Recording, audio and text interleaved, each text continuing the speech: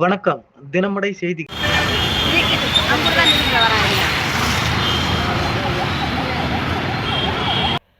மேற்கு தாம்பரம் கடப்பேரி சானாட்டோரியம் ஜிஎஸ்டி சாலையில் வக்ரகாளி அம்மன் அருகில் இந்து சேனா சார்பில் வைக்கப்பட்டுள்ள சுமார் 10 அடி உயரமுள்ள தலைமை விநாயகருக்கு 4ஆம் நாள் சிறப்பு பூஜை நடைபெற்றது.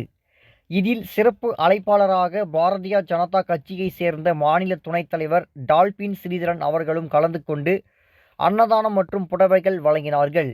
இந்த ஏற்பாட்டினை இந்து சேனா பரிவார் தலைமை ஒருங்கிணைப்பாளர் பிரிங்கிமலை எம்.கே. ராமசுப்பிரமணி, பாரதிய இந்து திருக்கோவில் கூட்டமைப்பின் மாநில அமைப்பு செயலாளர் எஸ். பிரகாஷ் குமார் மற்றும் பாரதிய இந்து திருக்கோவில்கள் கூட்டமைப்பு மாநில துணைத் தலைவர் ஆர்.ஜி. ஏழுமலை மற்றும் இந்து சேனா மாநில செயலாளர் கே.எஸ். ஏழுமலை, பாரதிய மகளிர் சேனா மாநில தலைவி செல்வி ராஜா மற்றும் நிர்வாகிகள் கலந்து கொண்டனர்.